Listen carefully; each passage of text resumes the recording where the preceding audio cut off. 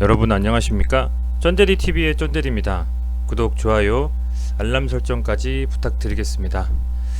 오늘은 11월 14일 토요일입니다. 날씨가 굉장히 좋아서 오늘 제가 야외 활동하고 이동할 때에도 차가 좀 많이 막혔습니다. 그만큼 2차 팬데믹이 국내외로 현실화되면서 뭐 해외에선 또 3차란 얘기도 나오는데요.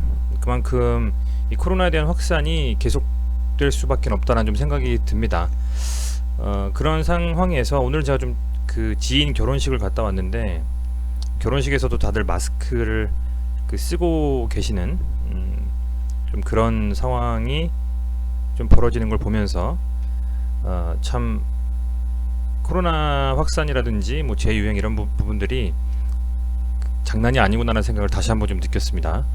이런 현실이 사실은 좀 힘든데 그런 환경 속에서 또 어찌됐건 주식 투자에 임하는 구독자분들이나 저나 아마도 이런 부분들을 잘 활용이라는 단어가 맞을지 모르겠습니다만 활용을 좀 해서 주식시장의 투자에 있어서는 살아남고 수익화하는 전략은 꼭 필요하겠다라는 좀 생각을 해봅니다. 이전에 9.11 테러 그리고 리먼 브라더스 사태, IMF 뭐 이런 시기 때에 앞서서 전례 없는 그 리스크가 생기고 위험이 생겼던 때에는 누군가는 상당히 좀 힘들게 파산하는 경우가 있었지만 누군가는 굉장히 좀 부를 거머쥔 사례가 있었지 않습니까?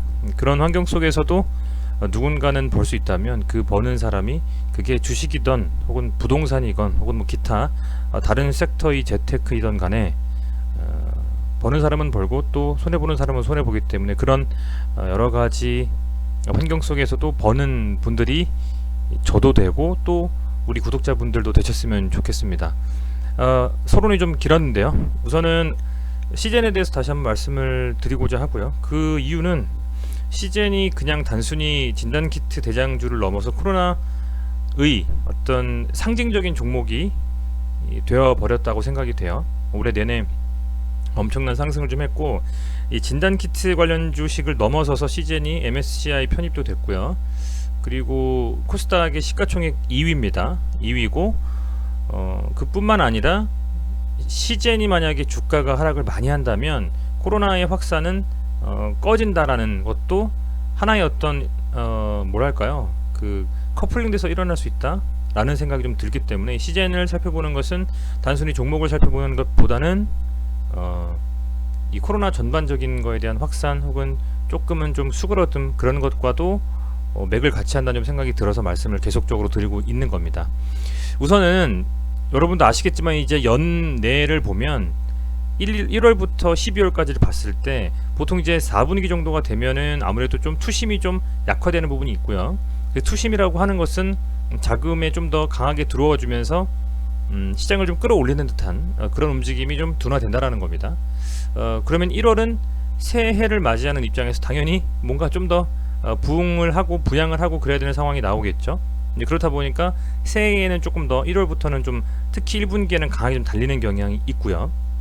그런 경향이 있고 보통은 좀 그런 상황이기 때문에 우리가 그 12월에 그 배당락 전까지는 어떤 종목들이 상당히 좀 잘 유지가 좀 되다가 배당락 이후에 배당을 받을 수 있는 권한을 갖은 이후에는 또 빠지는 경우도 있고요. 아울러서 대주주에 대한 부분들이 양도세를 부과하는 게 물론 10억에서 3억으로 가려고 추진을 하다가 홍남기 부총리께서 다시 10억으로 그냥 원복했잖아요. 그래도 어쨌든 기존에 있었던 대주주의 양도세라든지 양도세를 피하기 위한 매도 물량은 나오게 돼 있습니다. 연말에 그런 부분들도 감안을 한다면 지금 현재 우리가 처해져 있는 이 11월 12월이라는 상황은 예년과 같이 돌이켜 본다면 항상 투심이 좀 약화되고 자금들이 들어오면서 강하게 시장을 끌어올릴 수 있는 모멘텀은 적은 편이다라고 생각하시면 돼요. 다만 미국에서 트럼프 대통령과 조 바이든 현 그 앞으로 될 대통령이 정권 교체를 하면서 현재 향후에 조 바이든 후보가 잡았을 때에 정책적으로 밀어야 되는 섹터들, 밀어야 되는 어떤 뭐라고 할까요? 산업들, 아울러서 경기 부양책이 좀 나오면서 유동 자금이 시장을 끌어올릴 수 있는 조건은 마련이 되고 있는 상황이다라고 좀 보시면 될 것 같습니다. 이제 그런 기본적인 생각들을 하면서 저도 이 시젠에 대한 것들도 접목을 시킨다고 할까요? 그렇게 하면서 좀 말씀을 드리고자 하는 겁니다.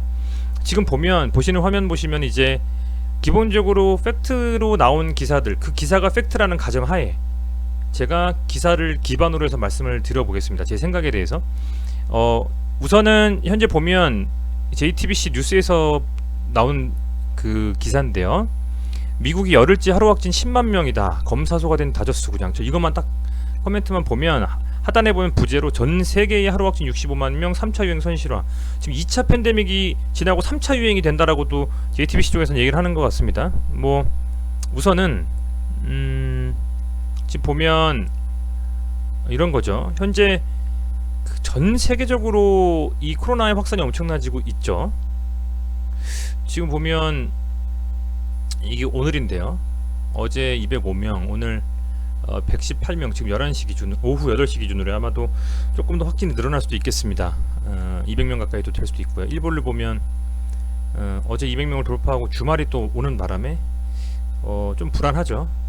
좀 불안합니다. 좀 불안하고 현재 이런 상황으로 어쨌든 추가 확진에 대한 부분들이 계속적으로 좀 늘어나고 있고요. 세계로 봤을 때는 미국의 총 확진자, 총 사망자 보면 아마 오늘 기준인 것 같습니다. 오늘 기준으로 13만 명이 확진이 됐고 1275명이 또 사망을 하셨어요. 굉장히 큰 수치입니다. 13만 명이 확진이라 거의 뭐 계속 이 정도 수준으로 유지가 되고 있다라고 보면 여전히 이 코로나에 대한 확산은 계속되고 있고요. 그렇기 때문에 그 화이자의 90%나 반응이 좋았다라고 했던 기사가 사실상의 어떤 시장에서의 큰 기대감을 안고 있는 하나의 모멘텀으로 작용했던 것 같아요. 단기간에 한 일주일간. 왜냐면 이렇게까지 확산하는데 그게 백신 나온다 그러면 당연히 뭔가 시장에서도 긍정적인 이슈로 인식을 하고 반대급부로 그 긍정적인 이슈를 받지 못하는 코로나 확산주 같은 경우에는 밀릴 거 아닙니까? 이제 그런 부분으로 많이 밀렸다고 볼 수가 있을 것 같고요. 하지만 그럼에도 불구하고 현재 계속되고 있다. 이 수치는 변함이 없이 더 증가하고 있다라고 보시면 될 것 같고, 지금 그런 어떤 여러 가지의 상황 속에서 이 화이자 백신의 공동 개발자는 코로나19 팬데믹을 끝낼 수 있다라고 얘기했습니다. 이게 13일날 10시에 연합뉴스에서 나온 한중구 기자님의 기사인데요. 사인 바이오엔테크하고 화이자하고 같이 해서 현재 그 백신 개발하고 있잖아요. 지금 코로나 팬데믹을 끝낼 수 있다라고 얘기를 하시는데, 이런 기사가 나와서 진짜 끝낼 수 있다면 시젠이라는 종목에는 굉장한 악재일 수밖에 없겠죠. 물론 계속적으로 진단키트가 활용이 돼야만 코로나에 대한 진단을 확실히 할 수는 있겠습니다만, 코로나가 만약에 잡힌다면 물론 변종 바이러스 다 제외하고요, 당연히 그 진단키트에 대한 활용 그 돈은 좀 떨어지겠죠. 분명히 그 주가에도 분명히 선 반영될 것입니다, 만약에 현실화된다면. 그런데 이게 팬데믹 끝낼 수 있다는 것은 현재 백신 나온 것도 없고요, 아무것도 현실화된 게 없습니다. 그런 상황이라고 볼 수 있을 것 같고, 그렇기 때문에 아직은 끝낸다라고 하는 말은 조금은 뭐랄까요, 확신할 수 없다라고 좀 말씀드리고 싶네요. 그런 상황이고, 자, 그러면 이런 상황 속에서 미국에서 새로 정권을 잡는 정부의 대통령은 혹은 그 참모진들은 뭐를 먼저 할 것이냐. 뉴스핌이란 곳에서 이런 기사가 나왔어요. 바이든 TF가 태스크포스 팀이죠. 이제 정권을 인수해서 이제 하나씩 그 정상화 시키면서 민주당이 정권을 이양받아가지고 해야 되지 않겠습니까? 이 조 바이든 후보가 가장 집중적으로 해야 될 것들은 이제 얘기하다 보니까 전에도 말씀드렸지만은 정책적으로 진단키트 하는 거 다 진단을 해보겠다, 마스크를 의무화하겠다, 뭐 등등을 많이 말씀하셨는데, 바이든 TF에서 초고속 작전 백신으로 가다가, 그러니까 빠르게 긴급 승인해가지고 백신을 시판하는 거죠. 그러다가 이제 검사로 초점을 바꿔야 된다라고 얘기를 했다라고 해요. 보시면 이게 여기 보시면 바이든 차기 정부 TF 멤버인 셀린 가운더 뉴욕대 그로스먼 의대 교수는 13일 금요일이죠. 파이낸셜 타임스와 인터뷰에서 이렇게 말했다. 초고속 작전은 검사의 질을 개선하는데 더욱 많이 투자해야 한다. 그죠? 백신 개발에만 자금을 지원해서는 안 된다며 진단도 매우 중요하게 여겨야 한다고 했다. 다 맞는 말씀인 것 같아요. 단순히 그냥 시즌을 보유하고 계신 분들의 입장에서는 좀 화이자가 좀 실패해야 되는데 뭐 모더나가 잘 안 돼야 되는데 생각하실 수도 있지만요. 사실은 우리가 빨리 코로나를 잡아야 되지 않겠습니까? 그런 측면에서는 당연히 백신이 나오는 게 좋고 안전한 백신이 나오는 게 좋은데 시즌을 놓고 봤을 때는 이런 기사들은 굉장히 긍정적일 수 있고 또 요런 기사들은 또 굉장히 악재가 될 수 있는 겁니다. 근데 어느 하나 뭐랄까요? 확실하게 뭐라고 딱 끝났다, 팬데믹이 마감됐다, 코로나가 다 폈다라고 하시는 건 없다라고 봐요. 이게 팩트입니다. 팩트는 이거 같아요. 미국에서 13만 명이 지금 확진자 1일에 늘어나고 있고요. 총 사망자가 1200명 넘게 코로나로 인해서 그 합병증이든 뭐든 간에 돌아가시고 계세요. 그게 팩트입니다. 지금 멈춘 게 없어요. 그러면 어쨌든 진단은 해야 될 것이고 치료는 해야 되죠. 근데 치료제가 없어요. 백신도 없어요. 만들고 있는 거예요 지금. 그런 상황인 겁니다. 그래서 시즌이 이런 상황 속에서 당연히 그러니까 이렇게 엄청나게 오른 거죠. 그 가치를 인정받은 겁니다. 그 시가총액도 코스닥에서 정말 모르던, 작년에도 시즌이 뭐지? 근데 올해 시즌이라는 종목이 이제 웬만한 개미 투자자분들 다 아세요. 슈퍼개미건 중간개미건 뭐 소개미건 다 알아요. 저도 아니까. 그죠? 다 들어본 종목들 중에서 좀 모르겠는데 했던 종목은 이거예요. 근데 이게 올해는 뭐 시즌이라는 종목은 다 알고 계시니까요. 이제 그 정도로 지금 시가총액 지금 좀 많이 빠져가지고 6조 좀 안 되게 되는데요. 그만큼 그런 여러 가지가 현실화되고 엄청나게 코로나가 계속 되고 있기 때문에 시즌이 이렇게 된 거라는 말입니다. 그래서 이걸 그냥 이제 빠지니까 그냥 밀려가지고 뭐 이게 회귀해서 10만원 언더로 간다고 말이 안 되는 얘기예요. 당장은. 역시 아직도 기대감을 가지고 시즌에 대한 추가적인 어떤 진단키트, 뭐 동시 진단키트 매출에 대한 영업이익에 대한 추가적인 어떤 상승 모멘텀은 가지고 있다고 다들 보시는 것 같아요. 시장에서는. 그렇기 때문에 그런 이슈들을 개개인이 어떻게 판단하느냐에 대한 문제인 것 같고, 저는 그 중에서는 이 시즌의 어떤 활용성은 특히 이 4분기까지는 여전히 유효하다는 생각이 좀 해요. 그렇다는 좀 생각하고, 다만 악재라면 악재, 우리 시장에 긍정적이라면 긍정적인 부분이 이제 백신인데, 그 백신이 아주 효능이 좋은 백신이 발표가 돼서 실제로 그 접종까지 들어가면 그 전에 시즌의 주가는 다른 어떤 그 밸류를 인정받을 수 있는 무언가 어떤 키트 그 이상의 무언가가 있지 않으면 소위 말하는 이 정도의 가치를 인정 못 받고 조금 빠질 수도 있겠죠. 그래서 뭔가 시즌은 다른 활로를 좀 찾아야 될 것입니다. 그런데 최소한의 이 진단키트 종목에서는 전 4분기 정도까지는 충분히 효용성이 있을 거라는 생각을 해요. 이게 만약에 예상보다 화이자나 모더나나 아스트라제네카나 노바백스, 기타 러시아, 중국의 백신들이 잘 안 돼서 계속적으로 유지가 되고, 그게 전세계 시장의, 전세계 국민들의 건강을 위협하는 게 내년 초까지도 되면 상당히 위험할 거라고 보는데 그렇게 안 됐으면 좋겠습니다. 하지만 이 시즌에 지금 이 단기적인 주가의 흐름을 보는데 앞서서 그런 상황들을 염두에 두고 분석하시고 투자하시면 좋겠다라는 말씀을 다시 한번 드리겠습니다. 매년 엄청나게 올랐던 주식들이 있지 않습니까? 작년이었나요? 재작년이었나요? KMW가 생각나고요. KMW가 생각나고 IT에서도 있었던 것 같고요. 바이오에서도 있었던 것 같아요. 올해는 코로나 관련주들이 있었죠. 매년 그렇게 엄청나게 시장을 몇 배씩 끌어올리던 종목군들이 있었습니다.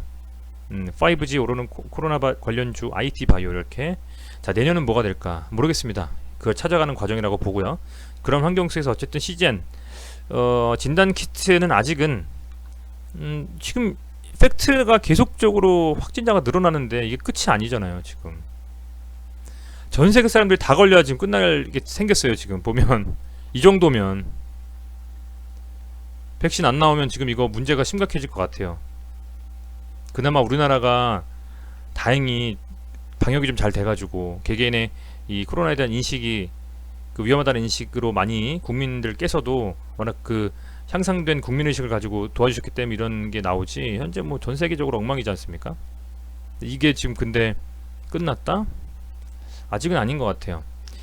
어쨌든 그런 상황이고요. 제가 좀 베이스를 많이 말씀드린 것 같고 차트만 좀 보겠습니다. 이제는 어제 제가 오전에 그 라이브를 한번 해봤어요. 라이브를 해야 되겠더라고요. 왜냐면 시젠에 어제 엄청나게 빠진 상태에서 거의 패닉셀 나오기 직전까지 밀렸습니다. 어제 분봉으로 볼게요, 여러분. 어제 제가 12시부터 12시 40분까지 아직도 기억납니다. 제 영상을 보셨던 분들 중에서 뭐 손엔젤님, 황원풍차님, 그리고 또 댓글 자주 달아주셨던 분들 김영훈님, 뭐 김범아님 많이 있으셨는데요. 이때 보면서 제가 말씀을 드렸습니다. 되게 중요하다 오늘. 왜냐하면 얘가 지금 여기서 어제 13일이고 그 전날 10일에 이 21만 6천원까지 빠졌던 이 라인을 지금 깨면 문제 심각해진다. 20만 6,700원. 근데 여기서 한 번 더 찍어주고, 그러니까 밀렸다가 올라갔다가 찍어주고 다시 올라갔다가 이렇게 갔거든요. 그래서 제가 말씀드린 게 뭐냐, 요 박스권 내에서 움직여야 된다. 요 박스권 내에서 움직이면서 얘가 어떤 식으로 움직일지 방향성을 정할 것이다. 한번 끝까지 지켜보셔야 될 것 같다. 어떤 확답을 드릴 수가 없다. 계속 보시라. 그리고 프로그램 매매가 플러스로 좀 돌아갔으면 좋겠는데 그것도 지켜보셨으면 좋겠다라는 거고요. 그런 말씀을 드렸었고 이렇게 쭉 보니 23만원 정도 라인과 21만 5천원 6천원 요 라인에서 분봉상으로 계속 왔다리 갔다리 하더라고요. 그런데 그 와중에서 이 추세에 대한 전환을 좀 시도하는 이 분봉상의 122평선 아랫 구간을 아랫 구간이라고 할까요? 이 지지라인을 깨고 내려갔다 다시 복귀하고 나서 여기서 버텨줬어요. 지금 밀리는 듯 하더니 종가 기준으로 조금 밀리면서 빠졌는데, 그래서 분봉상으로 한 3분봉상으로 봤을 때 앞서서는 요 23만원 윗구간에서 놀았었고 23만원이 깨지고 나니까 21만 6천원을 다시 한번 지지라인으로 설정을 하고 이렇게 밀렸다가 반등했다라는 거죠. 그래서 어제 굉장히 중요한 라인이었어요. 이게 여기서 밀리냐 빠지냐는 거였는데 다행히 좀 잘 그래도 버텨준 것 같아요. 버텨준 것 같고 단일가도 0.44%니까 22만 6천원이니까 한 요정도까지 왔던 것 같아요. 거의 요 윗구간에서 6천원이니까 네, 거의 그죠? 거진 이 122평선 위 정도 딱 보합으로 마감했다라고 봅니다. 그래서 매동을 보니까 기관이 좀 들어왔어요. 한 48억 정도. 48억이라고 보면 별로네 하시겠지만, 왜냐면 얘가 많이 살 땐 140억씩 들어왔었잖아요. 근데 48억이 적은 금액은 아니다. 왜냐면 전일의 외국인과 기관이 순매수한 금액을 따져보면 코스닥에서 기관의 순매수가 제일 많이 이루어진 종목이 CGN이에요. 48억 9,714만원. 물론 CGN을 가장 많이 판 것도 외국인입니다. 또 그러니까 조금 이게 아이러니한데요. 어쨌든 CGN의 기관의 순매수가 좀 들어와 줬고요. 외인은 팔았다라는 겁니다. 이 외인이 팔았다라는 건 여러 가지 이유가 있겠습니다만, 뭐 외인들의 어떤 저의를 제가 알 수는 없고요. 다만 최근에 이 외인들의 순매도 경향을 보면 좋지 않다라는 걸 느끼실 수 있을 거예요. 외인들이 지금 현재 이 CGN이라는 종목에서는 좀 많이 못 들어오고 있는 것 같아요. 상대적으로는 조금 매도로 임하고 있다. 수급이 거의 깡패여야만 된다. 수급이 무엇보다 중요하다라고 제가 계속 말씀을 드렸는데, 다행히 기관은 조금 순매수로 돌아섰는데 외인은 아직도 팔고 있다. 그래서 다음 주 월요일 시장에 외인들이 기관의 수급이 굉장히 좀 중요하겠다라는 말씀을 드리겠고요. 지금 상황에서는 분봉상으로는 3분봉상의 이 122평선이 어떤 식으로 좀 잘 추세를 좀 전환하면서 움직여 주느냐 라는 부분을 좀 확인할 필요가 있겠고요. 살짝 방향을 좀 틀어가는 느낌인데 좀 봐야 될 것 같고, 60분봉으로 좀 이렇게 보면 지금 60분봉으로 봤을 때는 앞서서 23만원 정도 21만원 정도 라인을 여기서 이렇게 깼었고, 여기서도 거의 21만 3,400원 정도까지 이렇게 밀었었어요. 그죠? 이게 8월 12일 정도 뗀 것 같아요. 그리고 이번에 이렇게 밀렸습니다. 그죠?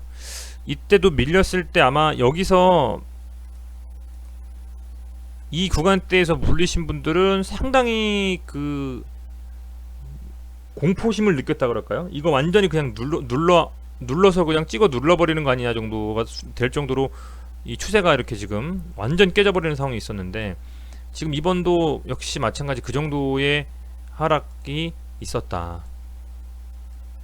데미지만 보면 그 정도의 하락이다 라고 볼 수가 있는데, 지금 상황에서는 이 지지라인이 반드시 사수해야 되는 라인이라고 보여집니다. 21만 3천원이 여기가 깨져버리면 뭐 일봉상으로는 전에 말씀드렸던 뭐 한 18만 9천원 뭐 19만원도 말씀을 드리지만 그 밑으로도 깨질 수 있어요. 왜냐면 비중을 크게 신용으로 실으신 분들의 반대 매매도 나올 수 있고요. 또 연말이 다가오고 있기 때문에 포트폴리오 조정하려고 하는 뭐 분들도 있을 수가 있고, 대주주 매도에 대한 뭐 불안한 것도 될 수 있고 하기 때문에 받쳐주는 힘이 없는 상태에서 그냥 쭉 밀어버릴 수도 있기 때문에 정말 중요한 것은 21만원 정도 라인을 좀 지켜줬으면 하는 생각이 있습니다. 사실상 21만원 정도를 깨버리면요, 지금 121평선도 깨고 밀려버리는 거예요. 여기도 그렇다고 하면 투심이 어떻겠습니까? 반대로 생각해보죠.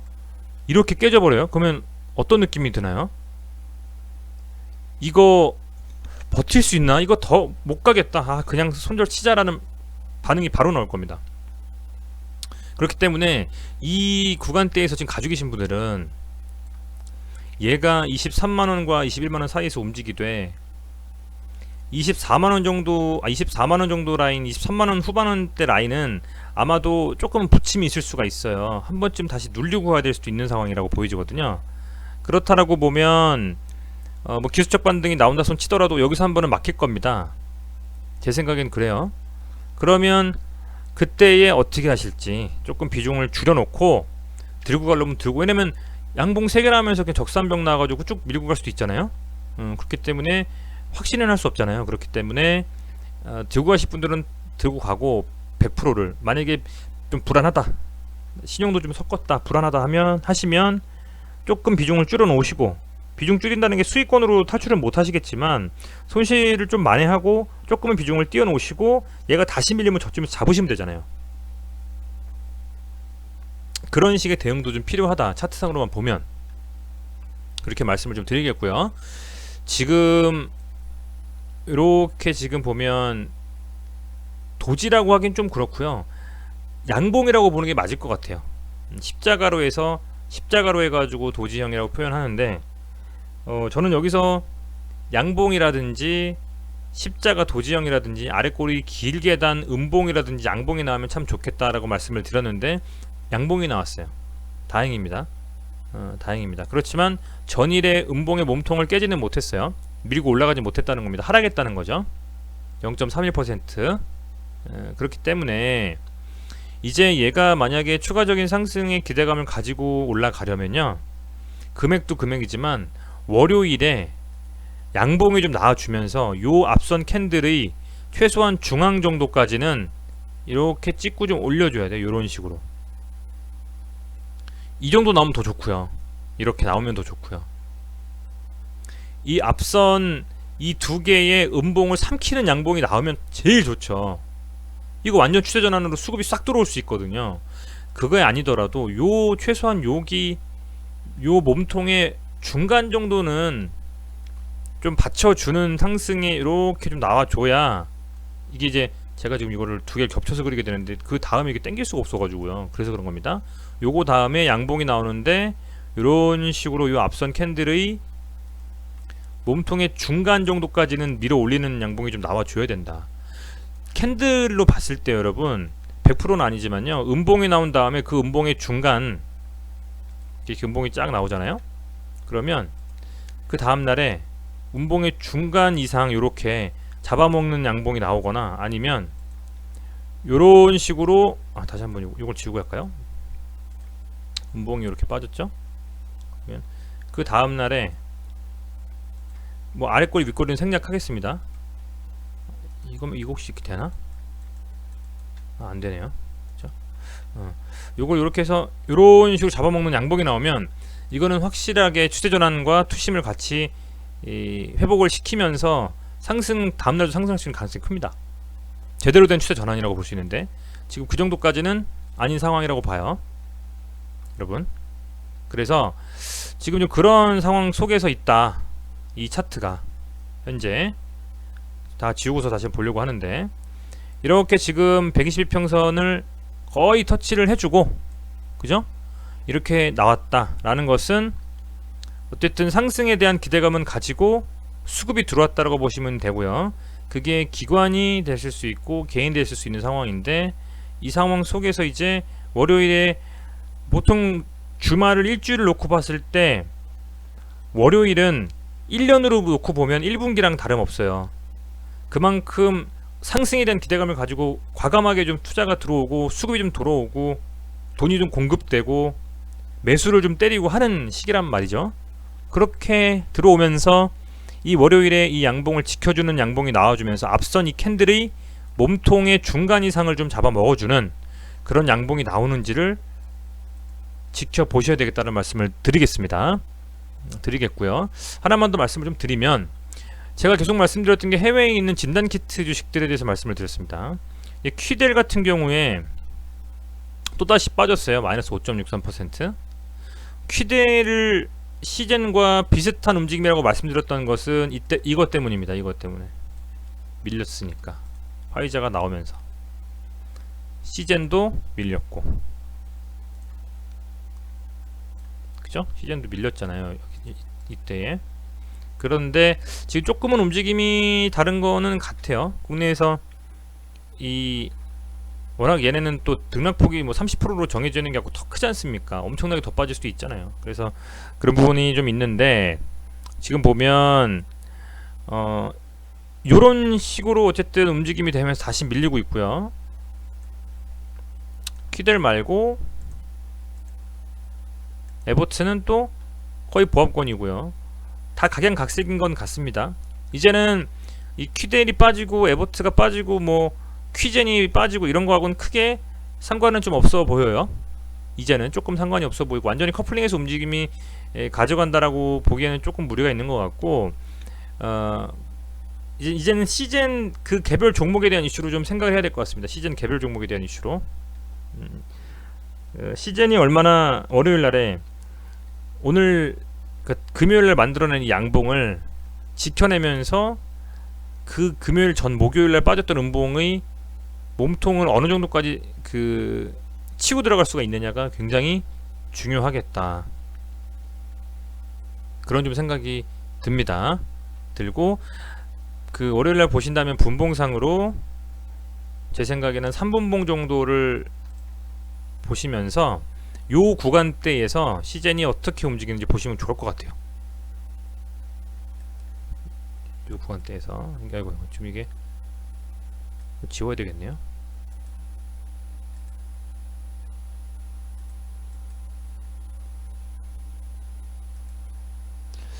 요걸 이렇게 해서 삭제할까요? 네. 요 구간대라고 하면 21만 6천원 정도에서 23만 3천원 정도까지 라인을, 요 박스권을 어떻게 돌파해 주느냐 잘 좀 지켜보시는 게 굉장히 중요하겠다 생각이 좀 들고, 또 하나 살펴볼게요, 여러분. 제가 좀 세부적으로 좀 보고 있습니다. 시젠의 프로그램 매매 현황이에요. 금요일날에 이게 시간대별이거든요. 시간대별로 계속 지금 보면 분봉이라고 말씀드리면 그렇구나. 계속적으로 지금 어쨌든 3시 이후에 계속 이렇게 순매수, 어쨌든 뭐 지속적으로 초반부터 해가지고 계속 지금 순매도로 일관했어요. 프로그램 매수는 쭉 일관하다가 막판에 순매수가 좀 들어오면서 그래서 조금 상승하면서 마감을 했는데, 어쨌든 이 프로그램 매매도 계속적으로 보통 이거 보니까 금요일날 거의 외인들이 프로그램 매매로서 많이 사고팔고 하는 것 같아요. 그래서 외인의 수급을 보려면 프로그램 매매를 보는 수밖에 없다, 장중에는. 그게 그나마 좀 편하게 볼 수 있는 것 같고요. 그런 부분들도 파악하셔서 잘 하셨으면 좋겠고, 신용도 보니까 13일에 보니까는 조금 빠졌어요. 7.92%. 많이 빠진 건 아닙니다. 그래서 월요일 날에 저는 조금 더 빠질 것 같기는 하거든요. 왜 그러냐면 왜 더 빠졌을 것 같냐면 뭐 추측인데, 이때 있잖아요. 여러분, 이때가 거의 와 이거 오늘 그냥 골로 가는 거나 싶으셨을 거예요. 아마 21만 5천원 왔을 때, 시작하고 계속 밀렸을 때. 그렇기 때문에 아마 이때 조금 터신 분들이 많았을 수도 있어요.